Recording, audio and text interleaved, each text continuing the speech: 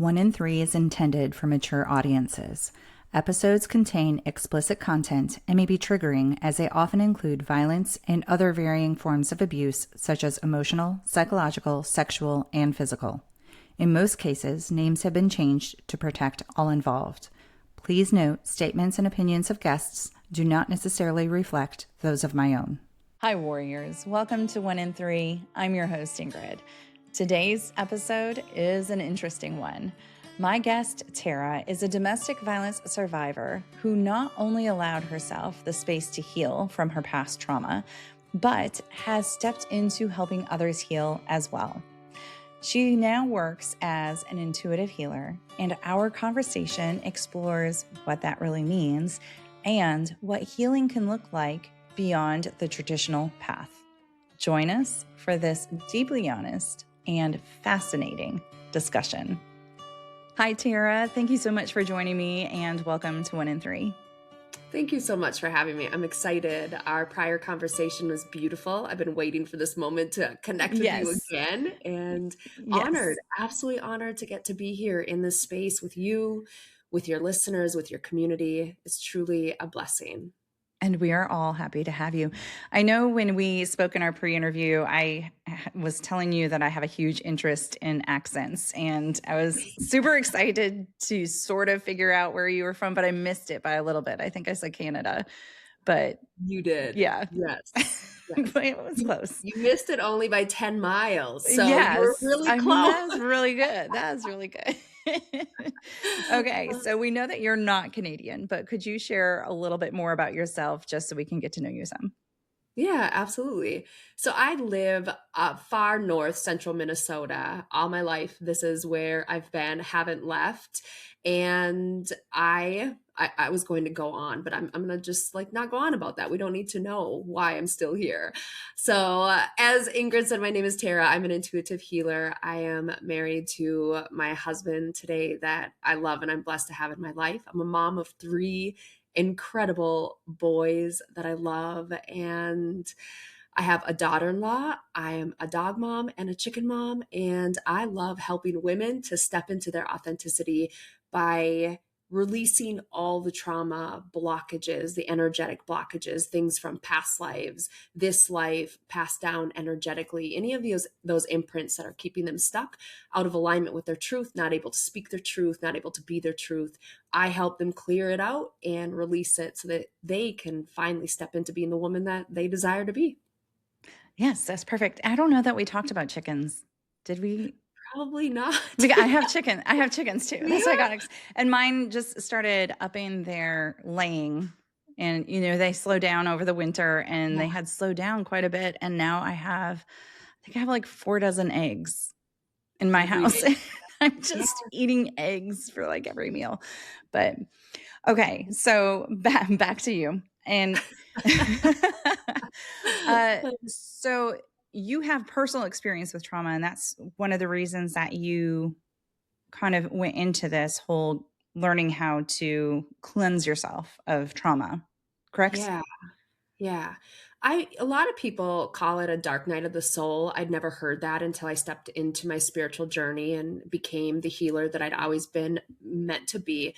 So I've had a lot of dark nights of the souls where I've lost myself, where I've really been in that space of trying to figure out, does life really matter? What am I here for? What's the purpose of being here? Is it going to ever improve? And there's been a lot of traumatic experiences that I've experienced, from loss of death, from rapings, from violent domestic assault. There's been a number of things that I've experienced.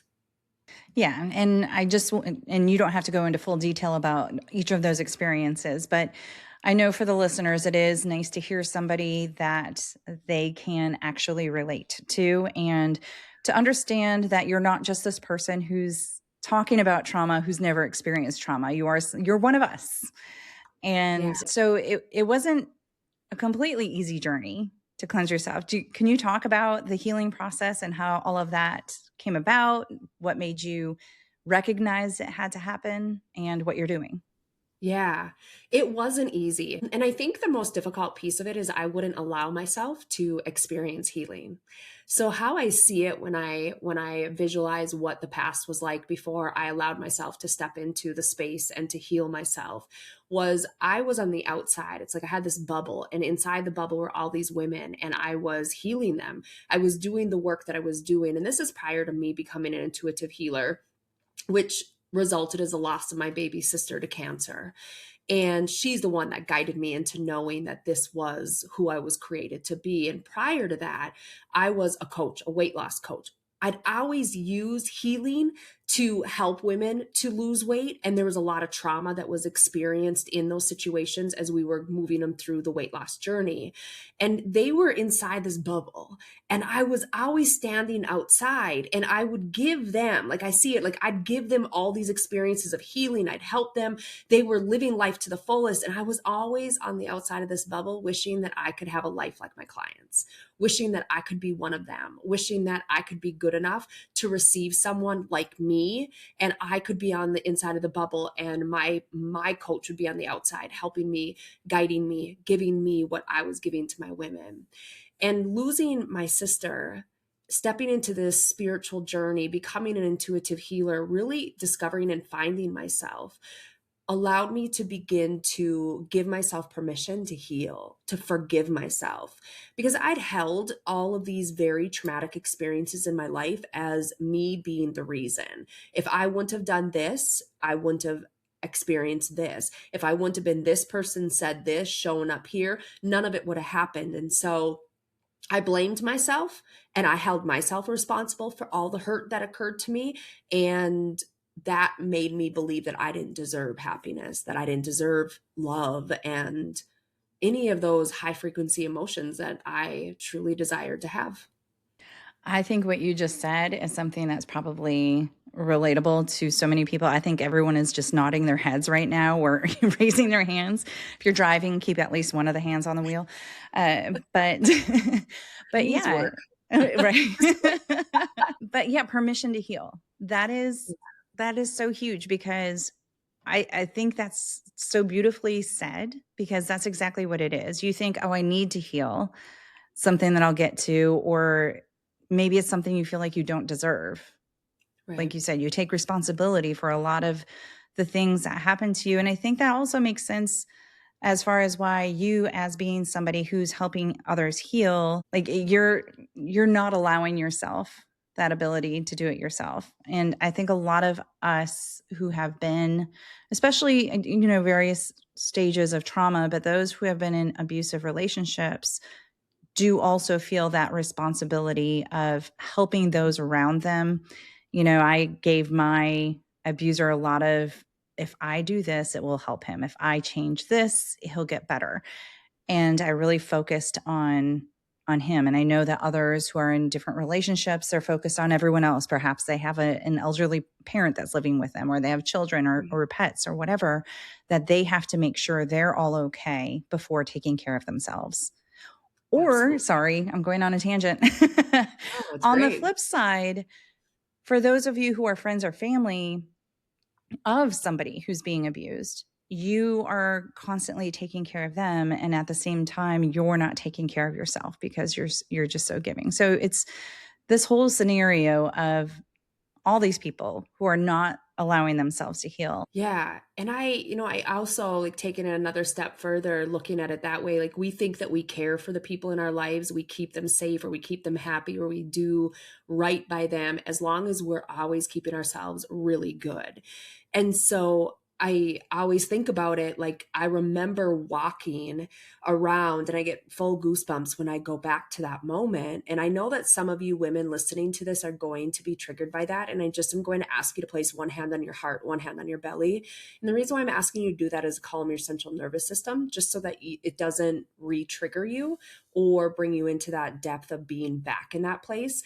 I've worked enough that I can put myself right back into that spot, and I won't spiral out. So, and it started with me calming my central nervous system. But back to what I was saying is being in that space, when I go back there, I remember always just like really almost having horse blinders. My dad I grew up with my dad raising horses, and he would put horse blinders on them.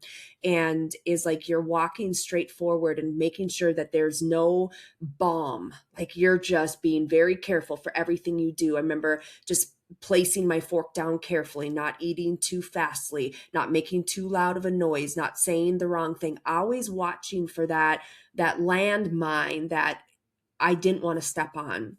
And we see that as a way of protecting people in our life by keeping ourselves good, being the good one, always being aware of how we show up, what we do, chastising ourselves for being ridiculous, for being too loud, for being rude because we would like to take something longer than a 3-minute shower. We look at it that way. So that's another way. And I want to preface that and put that out there because we women don't realize sometimes that that's how we are, and men too. I have to say men. I speak and work with women, but there are men that have experiences like this as well. And that's how we think we're taking care of people. And on the flip side of it is we're absolutely just continuing to put ourselves deeper and deeper into this despair of never feeling like we can get out of it. And so yes, I agree with all of that. Yes, but okay, so one practice I think that is really important that so many people get lost in this like frenzy of just survival. And it is hard to reground themselves. So do you have something that, I know you mentioned putting your hand on your chest and on your belly. Are there other techniques to help? And this may not be the cure-all for healing, especially if you're still in this relationship, but something to even just for a moment reground yourself, to clear your mind, to be able to figure out what to do next. Yeah, so definitely that calming your central nervous system is one way to do. Anytime you can ground yourself, that is extremely important, putting yourself in a space of protection. When you can ground and protect. A mentor of mine taught me what she calls GCP, ground, clear, protect. And I'd love to just send it through quick, just share it. Could I take you through it and allow your listeners also? Yes, I would love that. Let's do it. So for everybody that is listening, if you're driving, you can do this. Just keep your eyes open. If you're not driving and you're able to close your eyes, and definitely please do that. So what I want you to do right now is just take eyes closed, take a deep breath in through your nose. Exhale out through your mouth. And now I want you to see, this is the G, the ground. I want you to see the center of Earth, Mother Earth. I want you to see an element that she's going to send up to you. It might be tree roots, it might be pebbles, it might be rocks, anything. It could be feathers, it could be cotton balls. Whatever is unique to you, Mother Earth is sending it up to you right now. Through Earth, coming all the way up. Now you feel it in the bottom of your feet. And I want you to just let this element come all the way up into your legs, into your hips, into your belly, into your chest, the front of your face, coming to the top of your head, allowing it to go down the back of your head, down your neck, all the way down the center of your back, feeling it coming down to the back into your butt cheeks, and then down the backs of your legs and right back out the bottom of your feet, all the way down into Mother Earth. Notice how you feel so grounded. Literally right now, I feel like if my chair were to flip upside down, I would be still stuck to the chair. Important to note, if this doesn't feel like that for you, practice, practice, practice, and you'll get it. So that was ground. Now we clear. Go to the top of your head. That's your crown chakra. Wind, water, fire, dirt. That's earth. One of those elements will feel strong for you. Again, wind, fire, water, dirt. See whichever comes forward for you. Don't judge it, just trust it. And now, whatever that element is, for me right now it's fire. See it come through the top of your head and watch that element flush all the way through your body. And as it's flushing, you'll notice you feel like an opening, almost like coolness coming through your entire body.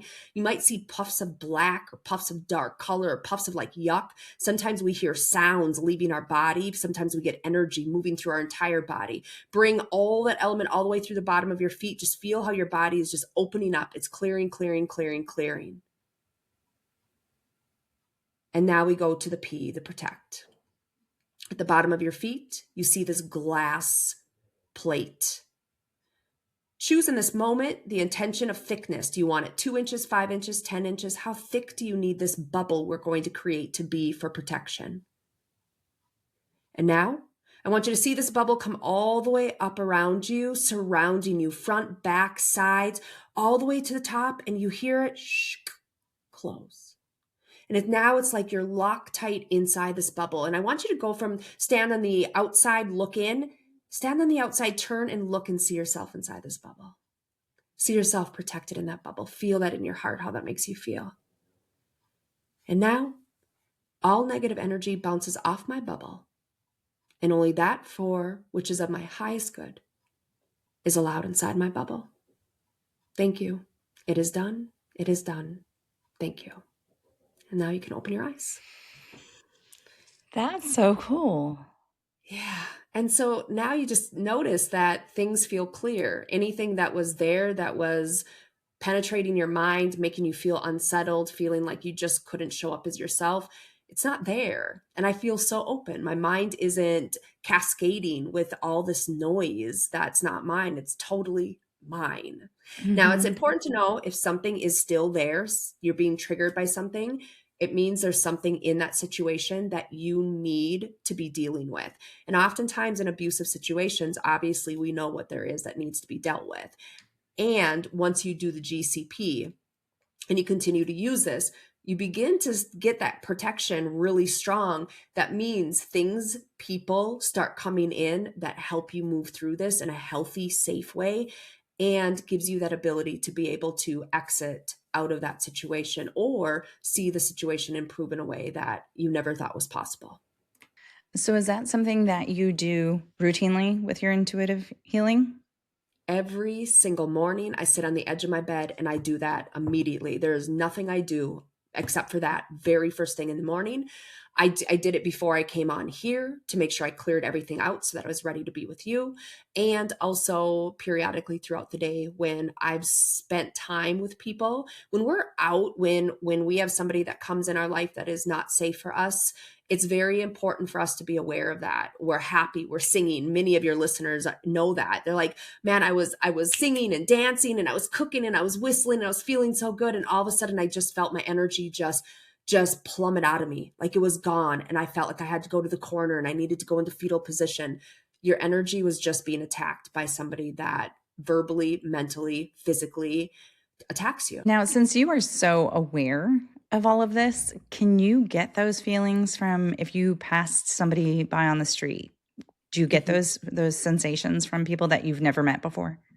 Instantly, the hair on the back of my neck rises. Instantly, I feel like something's crawling across my back and I just know something's not okay. Yeah, absolutely.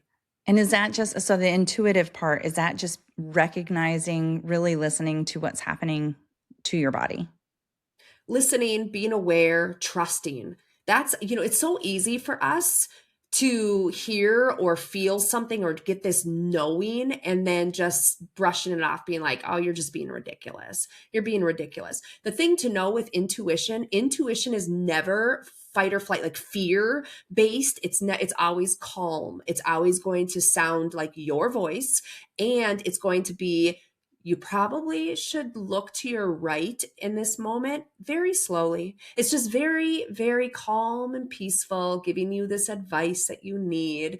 And you just know, I should probably look to my right now, versus like, oh my gosh, something's in here and I'm scared and it's going to be bad. And then nothing happens. And then you're frustrated with yourself that you put yourself through this.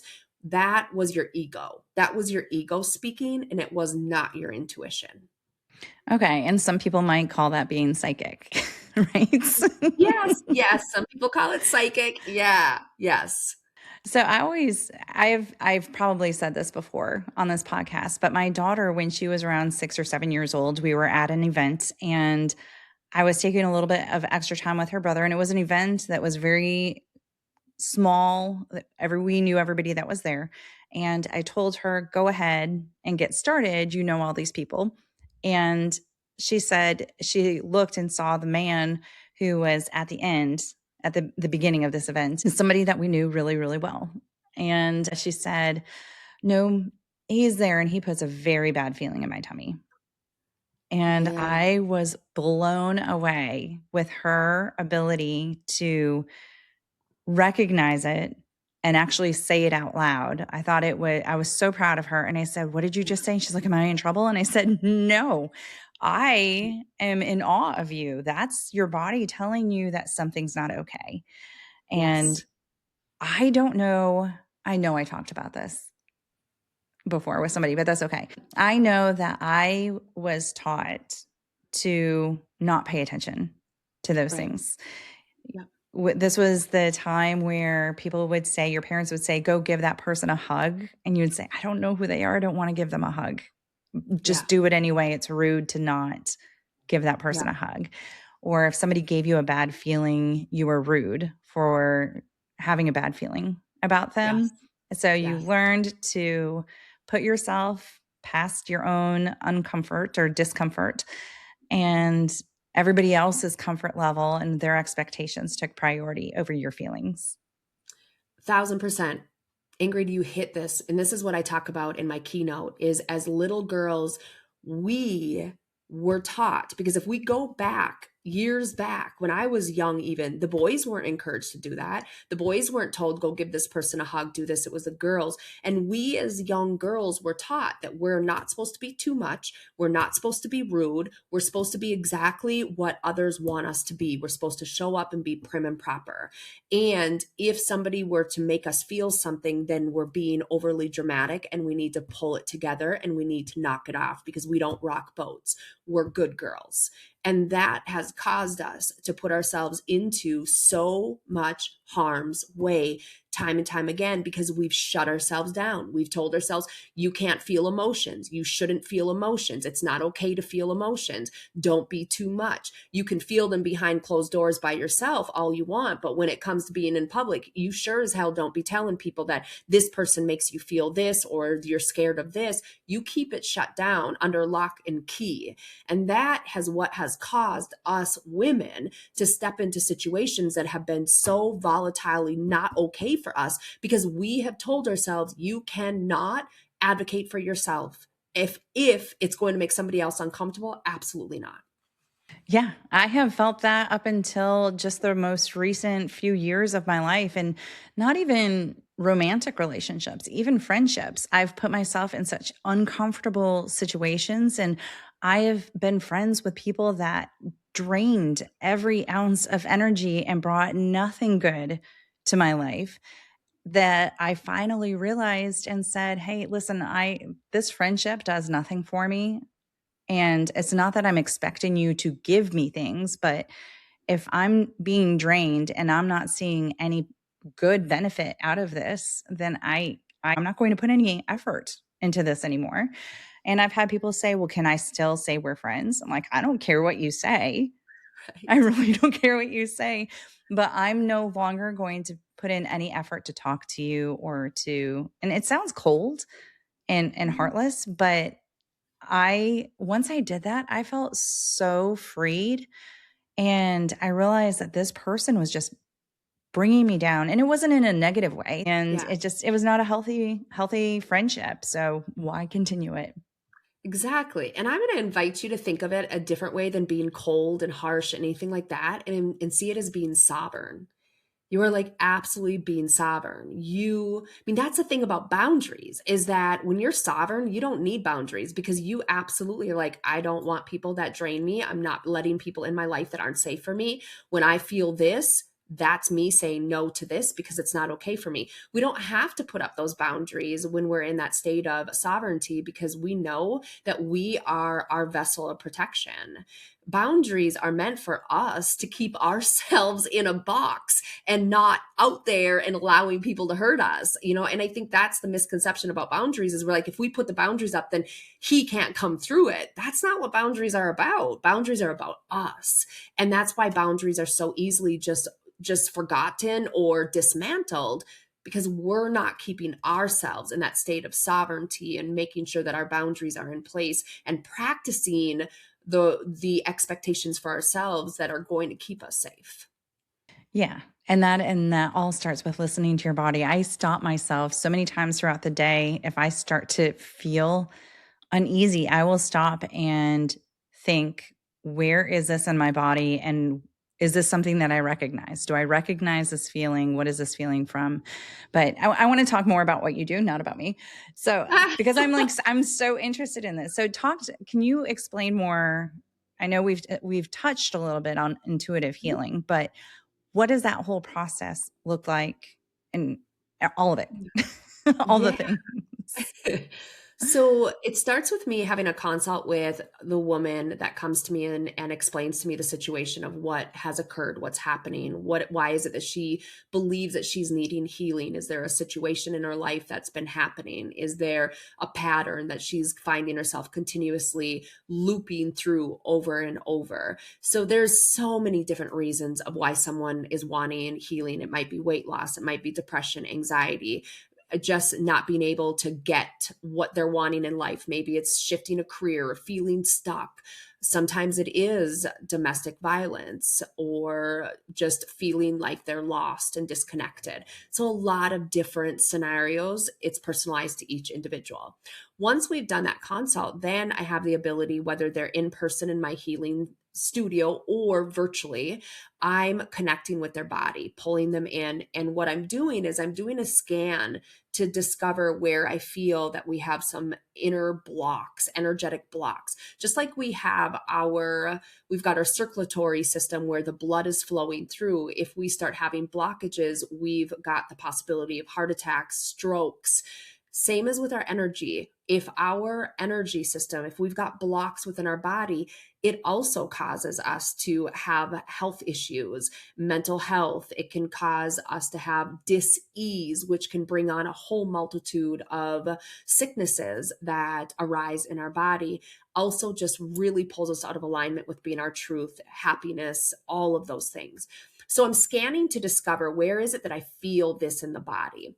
Then what I'm doing is I'm actually connecting with their 9 different body energy points. So it starts from the top of their head down to their root, which is where our chakras run, from the top of our head to the base of our spine, that root chakra. And on each of these energy points, they're channels. And what I do is I am connecting in, I've connected with their soul, I've pulled them in, I'm releasing out. And I do this because that's what I do with one hand on them. Or if it's virtual, I have my little individual and I've got the points that I'm pressing and I'm releasing out the negative. So if it's on the top of the head, it's guilt. And this can come from many different life experiences. The most interesting and the most common that we don't connect with is, for women especially, is if there was some sort of pain in their birthing experience for their mom, if their mom experienced something really difficult in the birthing experience, that puts a lot of guilt on us girls at the birth as we're being born. So imagine I'm 46, almost 47. If I still had that within me, because that was one of the things, that guilt, it just keeps me clouded. I remember just feeling so guilty about everything. Once I cleared that, I was able to release it out and move past it. So I'm releasing out the guilt, and then I'm integrating in the positive, which is going to be innocence, releasing it out, removing it out. This opens our body up and gives us freedom from all of this low frequency energy, this negativity, these blocks. We get that energy flow where we're able, you just feel like you're floating and you feel good and you feel happy and you feel relieved. And it gives you that ability to not be bringing in all this negativity, because your internal world is a reflection of your external world. Like, I got to say that again, your internal world is a reflection of your external world. So what's going on in here is what you're creating in your external world. So if you're being hurt often by people, if you're attracting people that are mean, that are hurtful, that are harming you, drop in and ask yourself, what's your internal world doing? How do you treat yourself? When you look in the mirror, if you were me in the past, I'd look in the mirror and I would call myself horrible names. I was mean to myself. Well, my internal world was all about hate and pain and abuse. I was abusing myself. That's what my external world was. I'm going to interrupt for a second. Would that apply to for there are individuals out there that just seem to always have bad luck.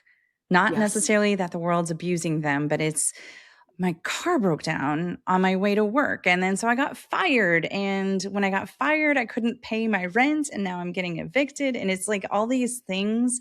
And it's always the I can't catch a break kind of mentality. Yes. Yes. And this is a Okay. yes and Oh, moment. okay. Okay. Yeah. Yes, that can be it, and oftentimes is. And it could be that the universe is guiding you because the universe always knows what's best for you. Maybe that job is draining you. Maybe in the very near future, something terrible is going to happen in that building, in that job that you're at. And so the universe has been trying to give you signs to say, babe, you need to exit this job. And you're ignoring it. You're ignoring it. You're fighting it tooth and nail. You're staying there. Everything is falling apart, but you're staying there. You're like, not going, like, not going. So the universe is like, it says, all right, I need to do something bigger. So I'm going to cause her car to break down, his car to break down. Therefore, they're going to get fired and they have to go to a new job. Sometimes when you pay attention, all of a sudden you find the building burnt down. The building burnt down 6 weeks after you got fired. That is not coincidental. So that car in that moment, Right. sometimes when it breaks down, it happened for you. Right. So that's a yes and moment. Okay. Like the stories of 9/11 when somebody slept through their Yes. alarm and didn't Yes. get to work on time. Yes. Yes. Yes. Yes. And okay. So I have a friend who it doesn't say universe, but says God. Sometimes God closes a door that you don't have the strength to close yourself. So I think it's a similar mindset, right? Yeah. And I Okay. speak to all, each individual is different. God, the universe, higher power. For me, it's all three of them. So each is different. Definitely God will do that too. God has the power to be able Yeah. to shut that car down. Like he can take the tire off if he wants. Yes, and I know, and I may offend people that are listening or not, I'm not sure, but I know there are some Christians who feel that if you are paying attention to the universe, that that is something that is not Christian-like. Yeah. But I consider myself a Christian, and but I also am I do try to be very in tuned to energy and the universe around me. I think it's all like you. I think it's all intertwined. I do too. Yeah. I also, a lot of people get offended when I speak that way. I always try to be careful because I know that some people are very God, like that's their one and only. And I respect that because I'm not here to tell anybody that they can't. I also respect myself. I'm very sovereign in that. And so I will speak all three. And so sometimes though, I just roll with universe. And there are moments when I need to roll with the universe because I need to open some ears up and I need it to really land for some people that need to hear it. Kind of like Tony Robbins, he drops the F bomb. Like I totally am fine with saying the word, but I'm always careful on certain platforms, right? Because I don't know. But he will, and he says it. I say the word fuck because sometimes I need to make you sit up straight because I say a word that just made your back just go doot like this. And so sometimes that word universe will trigger people in a way that makes them sit up and say, what did you just say? And then my message can land. Because if you're like this, there's oftentimes my message is going over here, but I say something that makes you sit up, it enters, it centers, it Right. lands. And in the Yeah. same respect, sometimes when people say Christianity or God, it closes people off immediately, Yes, fear. unfortunately. But yeah, yeah. Yeah, yes, understandably so, understandably so. Yeah. And yeah, I'm the same. I don't judge anyone and I like be sovereign with what you believe. So, okay. Yes. So, sorry, I interrupted the yes No, and. don't be sorry. Don't be Okay. sorry. Did you finish that thought? The yes and I part? did. Okay. I did, yeah. Okay. All right. So, okay. So, more. I want more, more You about the almost intuitive healing. So Oh, in the yeah. session, yeah, as an intuitive, I am connected. So I've connected in with a heart link.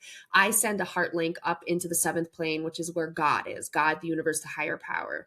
And that heart link is connected to Archangel Ariel. And so she's my full on guide up there. And I'm connected to her. So if I was doing a healing with you, my heart link would go from my heart chakra right into the center of your heart. And so now I'm connected with you. And I did connect this to you automatically. Like, I feel your energy, I feel your calm, I feel your zing of interest and excitement. And I'm like watching, I can feel like you're like looking at the time and you're like, oh my gosh, I've got this much time left and I just have so much more to ask. Like, you're just kind of on the seat of right. And so in that, as I'm being guided, I am intuitively receiving messages. So for instance, this last weekend I was doing a healing and I instantly knew that she'd been raped. And I felt it. The word came in and then I saw and I knew the age and I knew that it was a family. Like, I knew family. So they give me these little snippets of information. So first of all, it was rape. Then they showed me about the age range. And then they gave me the word family in a male figure. So I knew that that was what it is. And I'm always very careful. And so my question to her was, have you ever been touched in a way that didn't feel very good? And she opened immediately. And so I was then able to say, were you around the age of 13? And she said, yes. And I said, and it was a family member, male. And she said, yes. And so then my next question to her was, is it okay if we release this out of your body now? And she said, yes. And in that moment, when she gave me permission, she opened. Instantly, her whole body opened. Cellularly, it opened. I saw things opening and I was able to release it out and I was able to pull it. So it's coming out of my hand and it comes into that heart link and it goes all the way up. And the beautiful part about it going up now is we've alchemized it into love, peace, and healing. And then as I integrate in, I'm able to bring in that positive and I'm able to heal her. So now what was cellularly poured and stored in her body was this experience of being raped. We now replace that with joy, with positivity, with love, with innocence. And we've taken that out of her. And the reason why this is so important to me is because when we live in that state of reliving that experience over and over, one, we're attracting more in of the same kind of stuff, or we're keeping ourselves small, we're playing safe, we're affecting our bodies. We have 4 bodies: physical, emotional, mental, spiritual. We don't know like it's affecting us till it gets to the physical because we're not aware. When we're sick, when we've got high blood pressure, when we've got diabetes, mental health issues, when we're going a cancer diagnosis, this thing that is in our body has decayed us so long. It started in the spiritual and now it is festered in and we have been dealing with it for years and years and years. And it's not till it gets in our physical that we're aware of it. These healing sessions give me the ability to pull it out so that we don't have to get to that state of being on that. And of course, it's each life experience. So much healing can be done. Do you feel that that happens in one session, or is that something sometimes that it takes multiple sessions for you to feel that full release? Both. You will Okay. feel that full release in one session. And it's very important to know that all of my clients, everybody, we're all our own healers. I'm a vessel. If you're not open to heal, there's nothing I can do. It's like that statement, you can lead a horse to water, but you can't make him drink. It's the same thing. I cannot heal anybody that is not open to heal themselves. So sometimes if they fall asleep, that's the best situation. If they feel resistant to it, is they just go to sleep. Now it's me and their subconscious mind, and it is full on party time. Yeah. Okay, so I was about to ask so if somebody's in your studio versus somebody virtually, what are they doing when you're doing all of this? Are they looking at you? Are their eyes closed? How does that work? Eyes are closed if they're comfortable. If they need their eyes open, I've had women that have had such volatile experiences that closing their eyes is very, very uncomfortable. They don't feel safe. So if their eyes are open, it's open. If they want to look at me and watch me, they can look at me and watch me. I just meet them with love and appreciation and I just hold them. Sometimes I know, like I'll hear, you need to hold their gaze in this moment. And there are times when I'm holding their gaze, it's because what I'm pulling out, they feel in their body, and it's surfacing and surfacing. And they just need that connection, that gaze, for them to hold on to it, to know I'm okay, I'm okay, I'm okay. It's kind of like that baby. When that baby is really sad, he or she just needs to look in mom's eyes to be like, I'm okay. And that look of reassurance on mom's face helps that baby get through that moment. That's how it is with my clients at times, because some of the experiences have been really, really very, I mean, dark, deep experiences. Virtually, same. Like if they want their eyes open or if they're comfortable with their eyes closed, whatever works for them. Usually they're laying or they can sit back.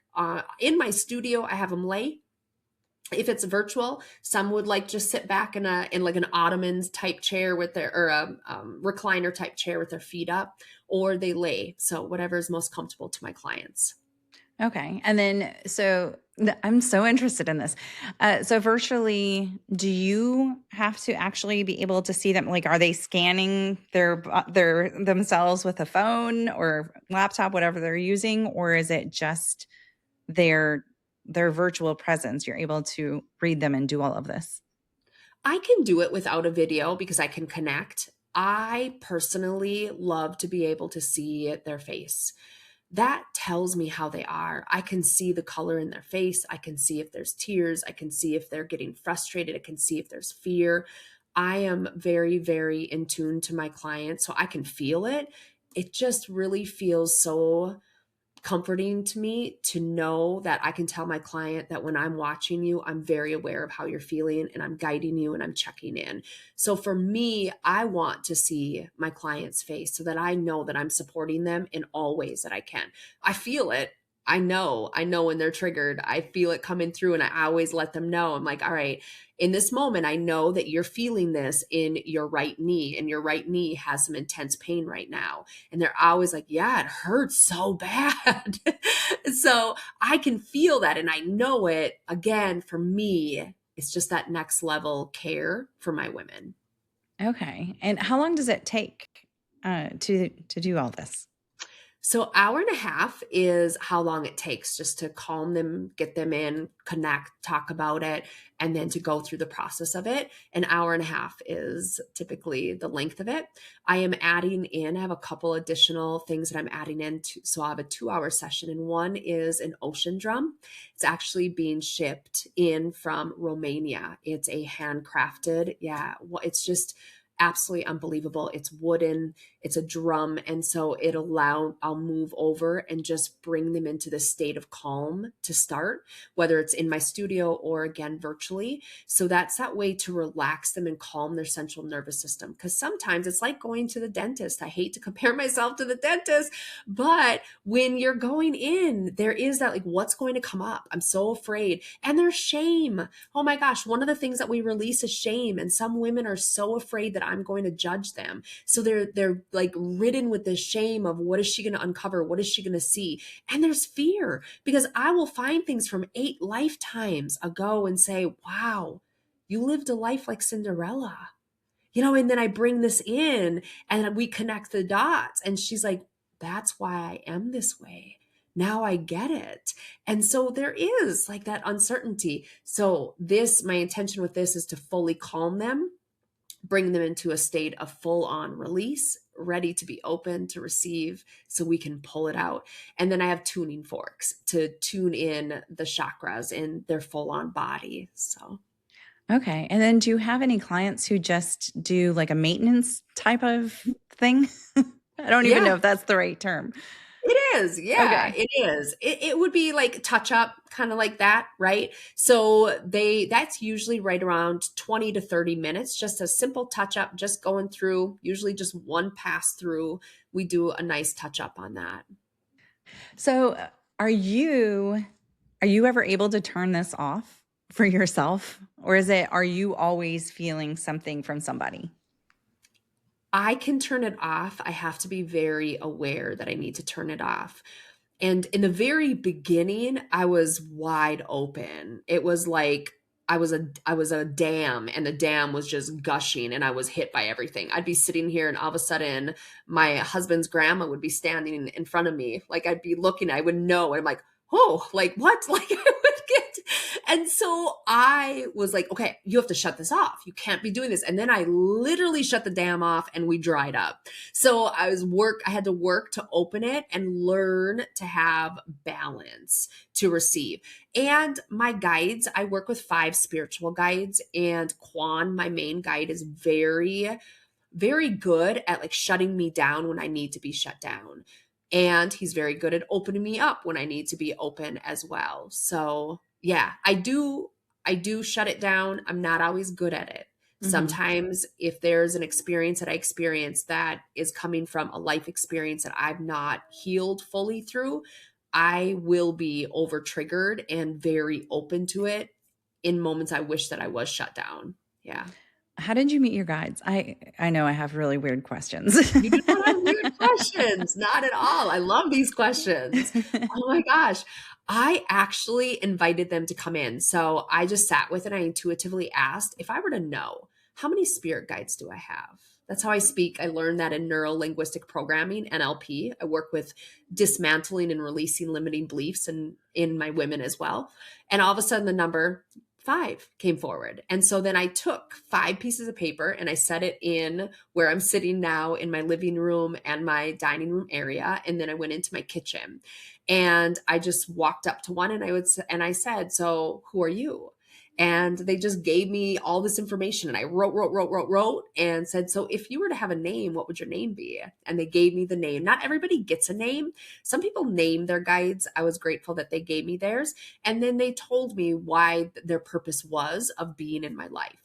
Most times with our guides, they come in because they experience something in their life of being alive that resembles us, that allows them to guide us the best that they can. So, yeah. This is so interesting. Are there other intuitive healers that you like? Is there a network that you all talk to each other? How does that work? Yes, I am finally allowing myself to be open to it. Our conversation earlier about God and just people hear the word God like shut down.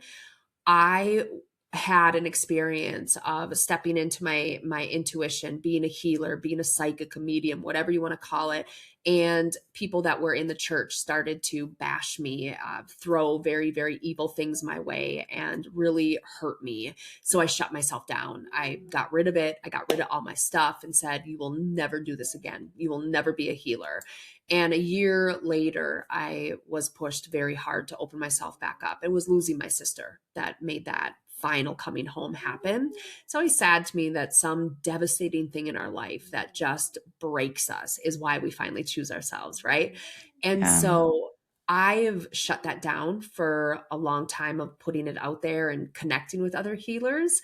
And now I've got a nice network of women and men that are healers that I learn from, that I speak with. And in fact, at the end of this month, we have like a healer get together and we're all coming together. We're Oh, that's bringing our so cool. modalities. Yeah. I was wondering if there was like a healer retreat or something that you guys do. Yeah. Not a retreat yet. I look forward to that. I know they're out there. So I look forward to that experience. Yeah. Oh my gosh, this is so interesting. I'm trying to think if there's any other questions. Is there anything that I didn't ask? Oh, you've asked amazing questions. I've loved all of them. I think, what I would say to this is the importance of, okay, this is what I'll say. Because some people are getting a little like uneasy about it because they're like, well, I don't want to be intuitive if it means that I have to be a healer and do this crazy shit she does. Here's what the important thing to know is everybody has intuition. Everybody has this ability. We need it. It is ingrained in us on purpose. God gave it to us. So whoever you speak to. And with that being said, your intuition is meant to be there to protect you, to guide you, take you through life. It's not everybody's meant to be there to use their intuition to heal people. That's not everybody's purpose in this lifetime. And so your intuition, if you can learn to hear and listen to yourself and allow yourself to be sovereign, so many women will not enter into relationships that are not best suited for them, that are not for their highest good.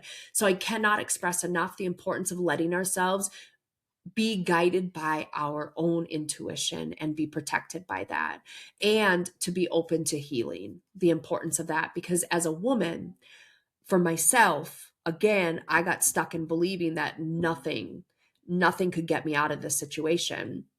When I was in that very abusive relationship, I believed that this is just what it was. And I didn't get to choose to get out of it because this was my life and I had to figure it out. It's you get what you get and you don't throw a fit, like that statement they teach in elementary school. And if I would have listened to my intuition, I never would have stepped into that relationship to begin with. Yeah. So, are there any tricks or tips for that people can use to learn how to cue into their own intuition? Because, like you Yeah. said, we're all taught to not listen to it. Yes. So if you're standing flat on your feet, some people will do this best if they're out connected with earth itself, bare feet. It's Minnesota. I'm just not doing it. I love you all, but I'm not at that level of love yet or ever. But so you can do it inside. And if you're standing, you do a muscle test or a body test. And so if you go forward, it's like you're saying yes. It's like, come to me. If you go back, it's like repelling. It's no. So you can do this with everything. You can do this with supplements that you're taking. Maybe you're taking fish oil and you want to know, is fish oil good for my body? And you can just drop into it, close your eyes, take a breath in and breathe out and just say, is fish oil good for my body? And I'm leaning forward. That's a yes. So my body needs it. Now, if I were to say, is drinking pop every day a good choice for my body? I'm naturally being pulled backwards. It's like you let your body do this. And it's tricky at first because you're like, well, of course pop's not good. Like you want to go backwards on your own. Or sometimes we want to get the answer we want, so we try to force it. So it's just being relaxed in it and just noticing where your body goes. This is important to know because your body will do this to you when you're talking to people. If you're ever in a grocery store line, notice what you do. All of a sudden you feel like you're going backwards, you're like going forward. Notice your movement. Your body is telling you, go away. This is not somebody you want to be with. You feel like you got to back away. That's your body saying this is not a good person. Or you feel compelled to be like, oh man, I just want to hug this person. That's your body saying she's good, he's good, like this is good for you.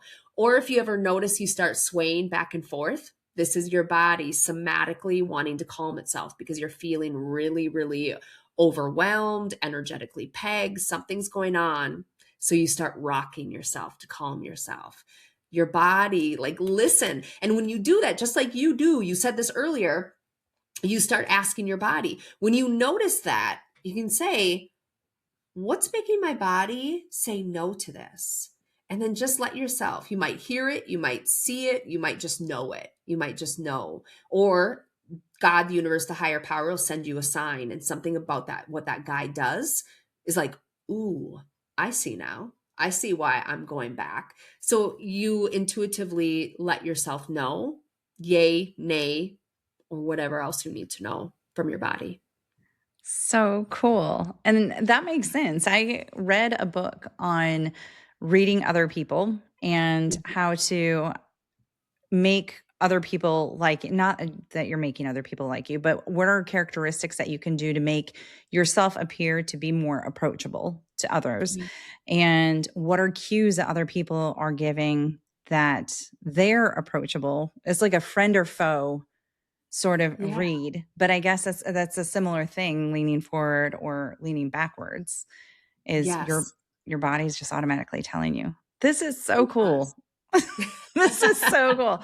Okay, so how would people, if people want to learn more about you, if they want to schedule something with you, how do they get in touch with you? Yeah. So the best place to find me would be on my website, and I'll give you all the links. So Tara dash, like in a telephone number, Wiskow.com, www.tara-wiskow.com. That's my website. Gives you an overage, lets you know me, tells you my whole story. And then also on Facebook, you'll find me there. And then on Instagram. Instagram is Tara.Wiskow. That's where you'll find me. I have a couple of different profiles. I can't figure out how to shut the one down. So just make sure you go to the dot. I'm the same way. I think I have all these weird profiles floating out there. Yes, I know. They're so beautiful. It's easy to create, and then you can't figure out how to get rid of it, which speaks to me when I say that. See, this is how the spirit works, because all of a sudden when I say that, I'm like, oh, like life is so great, connection is so great, but then we get connected with somebody that gives us crap, and then we don't know how to release it and get rid of it. See how like they work? They give you those Yes. moments. Like I said Mm-hmm. that, I'm like, oh, all right, there we Mm-hmm. go. Anyway. Okay. It's so cool. All right. And I guess in closing, which I don't want to do because this is so interesting, but I know. all good things must come to an end, right? Okay. So, do you have any words of encouragement or wisdom that you would like to specifically leave with listeners today? Oh my gosh. I'm going to say that no matter what you've experienced in life, no matter what's going on in your life right now, it's not happening to you because you deserve to be punished, because you deserve to be unhappy, because you deserve to not know you or be your truest version of yourself. There's no truth in that.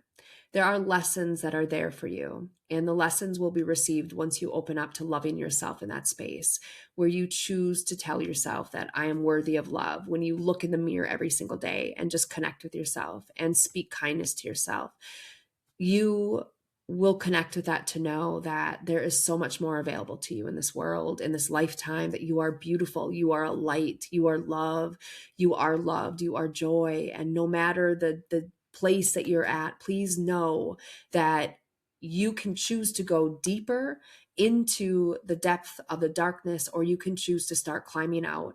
And I know in this moment you don't feel strong enough to climb out, but I promise you that you are strong enough. All I need you to do is find that one spot where your foot will be able to get the leverage that it needs. And then I need you to reach up, and I need you to reach up, and I need you to reach up for you. Not reach up so that you can climb out of that hole for anybody else in your life. Not reach up looking for somebody else to save you, because you don't need somebody else to save you right now. Right now, coming up and out of that dark place that you're in is about you. And when you reach up and you start finding the ways to come out, people that are there will naturally step in and help you, that are there to love you and guide you through. That was so beautiful. Thank you so much, Tara. You're welcome. Thank you. Thank you for today and our conversation. I Yes. truly have loved being a guest here and just getting to connect with you. I've loved every minute of this. Thank you. Thank you. Thank you again, Tara, for joining me today, and thank you, Warriors, for listening. I've included the links Tara was referring to, as well as her 1 in 3 profile, in the show notes. I will be back next week with another episode for you. Until then, stay strong, and wherever you are in your journey, always remember you are not alone. Find more information, register as a guest, or leave a review by going to the website 1in3podcast.com. That's the number 1, IN, the number 3, podcast.com. Follow 1 in 3 on Instagram, Facebook, and Twitter at 1 in 3 podcast. To help me out, please remember to rate, review, and subscribe. 1 in 3 is a .5 Pinoy production. Music written and performed by Tim Crow.